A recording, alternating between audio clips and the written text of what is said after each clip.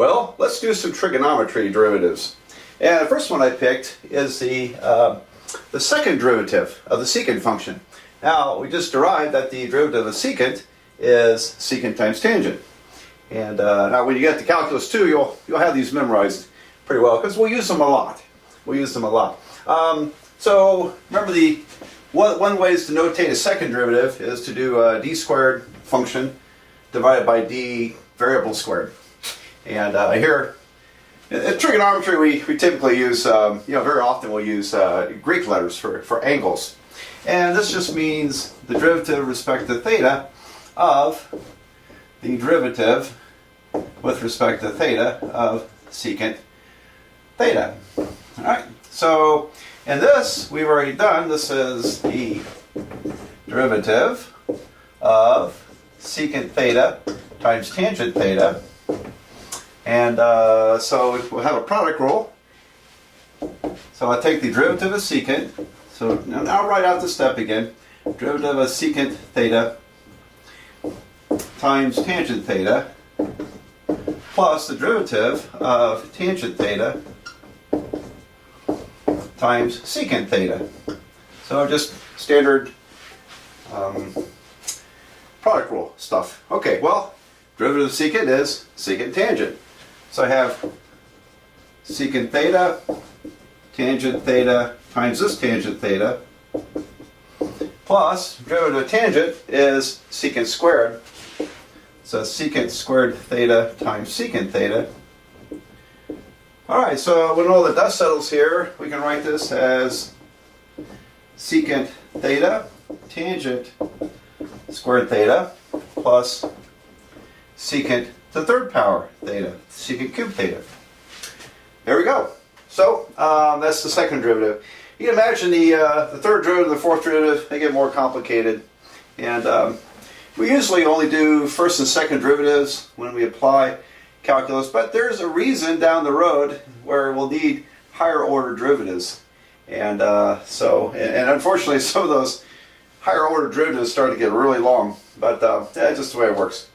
Okay, well, let's do some more of these. This one is the derivative with respect to theta of tangent squared 3 theta. Let me write that, tangent squared 3 theta. Alright, well, it's, first of all, we're going to need the chain rule, aren't we?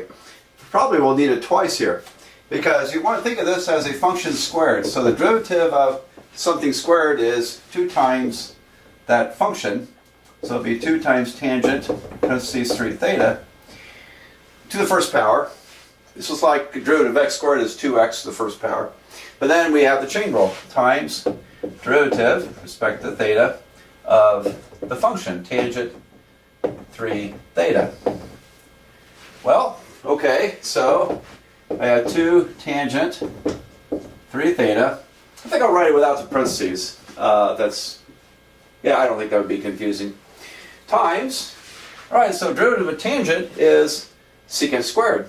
So I have times secant squared 3 theta, but then we have to apply the chain rule again because we have a function inside of another function. So derivative of 3 theta, which is just going to be 3, isn't it? So I have this 3 times that 2 is 6. So we end up with 6 tangent 3 theta secant squared 3 theta. And there you have it. That's all there is to that. This one is the derivative of the cosecant divided by the secant. Now, we can tackle it just exactly how it's written this way. However, bear in mind, it's really nice to know some trigonometric identities. Sometimes they can make your life easier. So, for example, cosecant is 1 over the sine, and secant x is 1 over cosine x. So if I divide these, what do you get? Well, you end up inverting this, invert and multiply, ends up being cosecant x over sine x. No, it doesn't. That's cosine x over sine x. Cosine x. Oops. There we go. Well, what's cosine x over sine x? that's the cotangent. So if we see that, well, this is just the cotangent, and then the derivative of cotangent is negative cosecant squared x. And we're done, just like that. So I didn't have to use the quotient rule. We could have if we wanted to, but it's a nice idea that sometimes you can simplify these down and make a little quicker work out of it. Here's the derivative of 1 minus cosine theta divided by 1 plus cosine theta. And so it looks like a quotient rule, doesn't it? We have on top we have the derivative of the numerator, 1 minus cosine theta, times the denominator, 1 plus cosine theta, and then subtract minus the derivative of the denominator, which was 1 plus cosine theta, and then times the numerator, 1 minus cosine theta. And all that is divided by the square of the denominator, 1 plus cosine theta, quantity squared. Alright, so did I do that right? Derivative of the top times the bottom, minus derivative of the bottom times the top, divided by the bottom squared. Yeah, it looks good. It looks good. So here, this derivative, that's 0.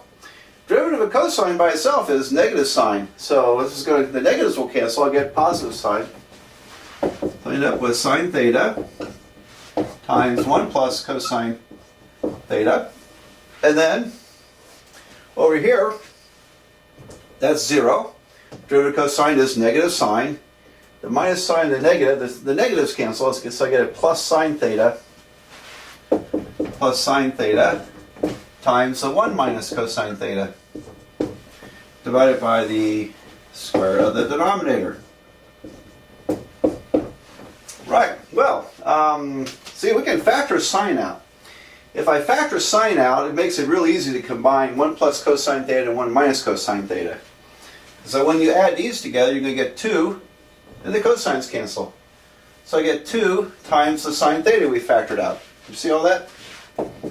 So I have 2 sine theta divided by 1 plus cosine theta squared. There you go. That's all done. So we'll do a couple more. I think this one's going to be deceptively messy because I have, I see some chain rules coming up a couple times here. And so anyway, the derivative respect to theta of tangent cubed 2 theta times secant squared 2 theta. If you put this in sine and cosine form, you would have, I think, sine cubed over cosine cubed times 1 over cosine squared. So you'd end up with sine cubed over cosine to the 5th. I don't think that's going to be a big advantage because now that turns it into a quotient rule. So I'll keep it as a product rule problem. But we also have some chain rules coming up here. So, all right, let's first of all look at this derivative. All right, so think of this as tangent 2 theta to the 3rd power. So I have a function to the 3rd power. Its derivative is going to be, first of all, it's going to be 3 times the function to the 2nd power. So I have 3 tangent squared 2 theta. Now, what was my function? My function was tangent 2 theta. So I had to apply the chain rule on this derivative. Okay, so 3 times the function squared times the derivative of the function. And then product rule says I multiply by secant squared 2 theta. And then the product rule also says that we have to turn that around. So now I have to take the derivative of secant squared 2 theta. So it's a function squared. I have 2 times the function, 2 secant 2 theta to the 1st power, times the derivative of secant 2 theta, derivative of the function. So this part is the derivative calculation for secant squared 2 theta, and then times the first function. Remember the product rule. Tangent cubed 2 theta. Well, you've been better off trying this before you watch me work it. Try these problems before I work them. See if you can get them. If you really get stuck, then continue watching the video. Or go back later, try it again without looking at my video. See if you can get my answer, and then if you have to, look through the video again, see what went wrong. All right, so we have a big mess here, and let's see. I've got 3 tangent squared 2 theta times what's the derivative of a tangent? It's secant squared. So I have secant squared of my angle 2 theta.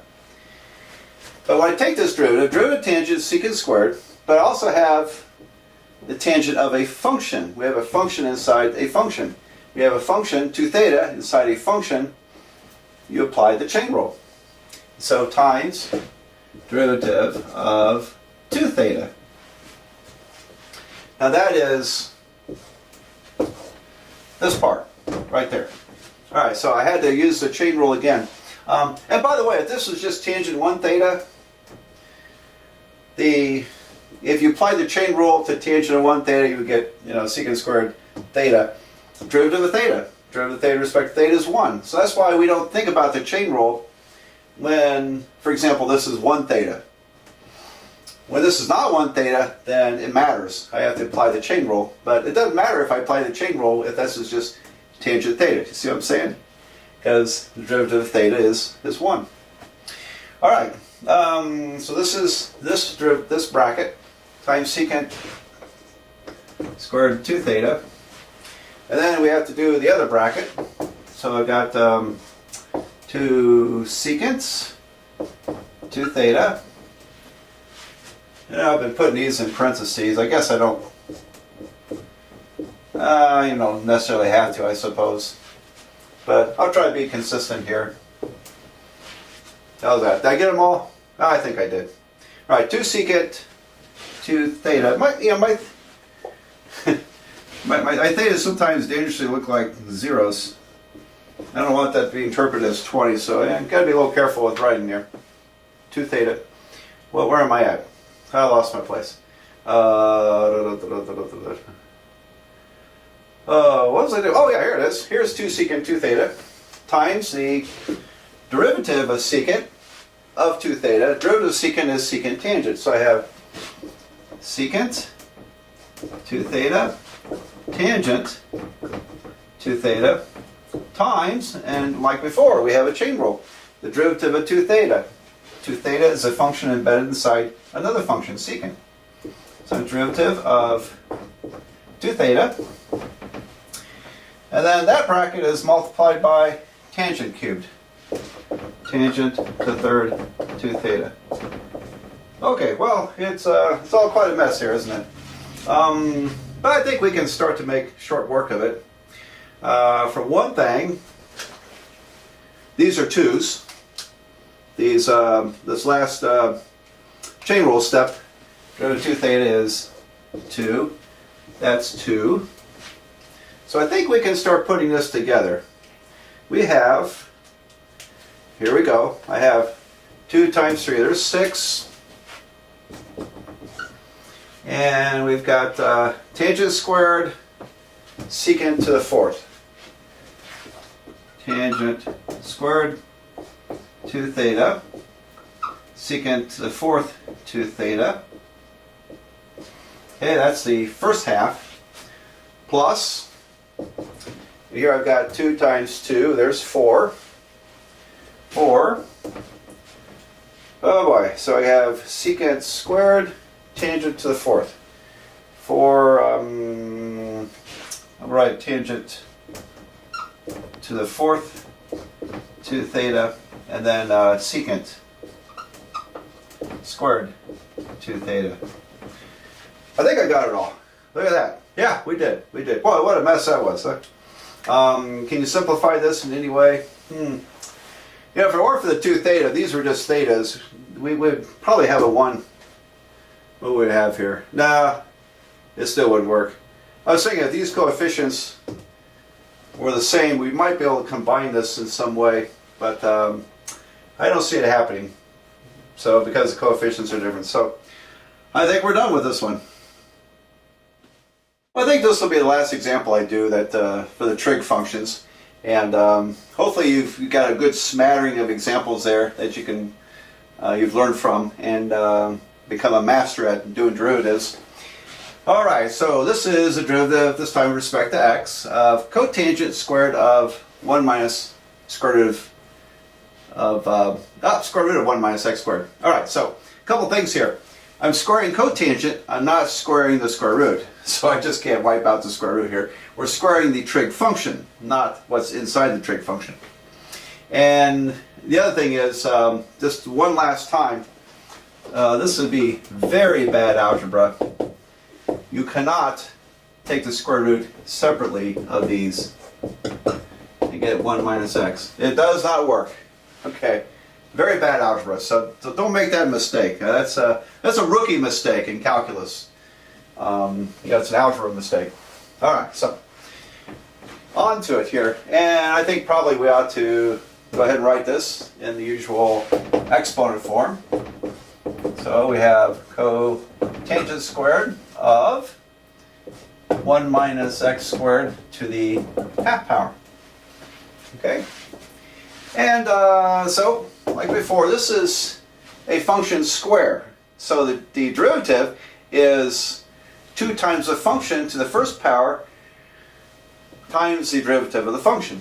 So that's the chain rule step. So I have 2 cotangent to the first power, 1 minus x squared to the half, times the derivative of the function. Cotangent 1 minus x squared to the half power. All right, so there you go. And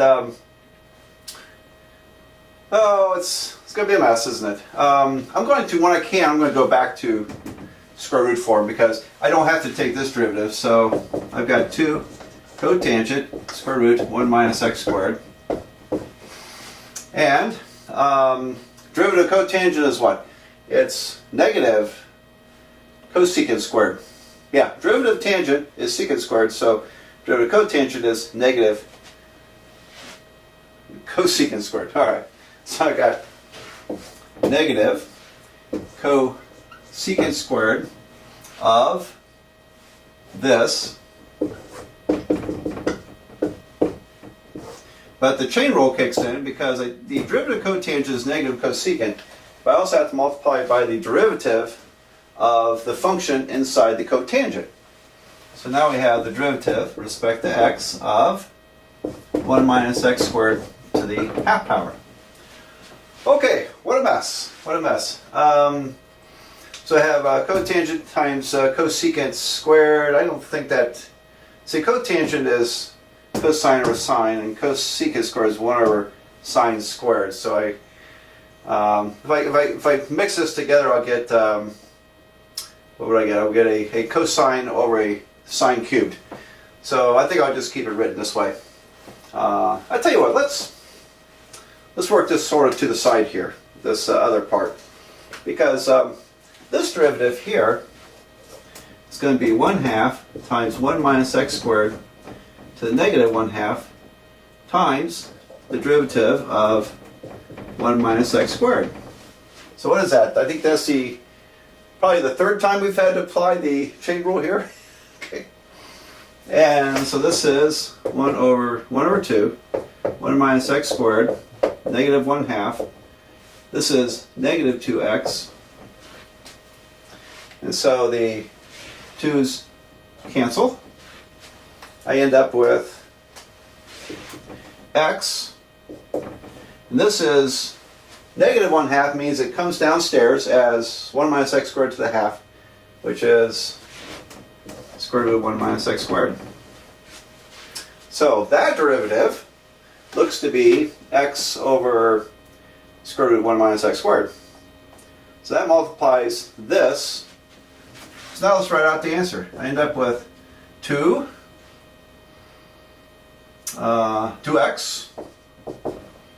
times the cotangent of square root 1 minus x squared times the negative sign, negative, and oh boy, well, you see, I see I screwed up here. I'm looking over here, I think, there's a negative sign here I forgot to account for.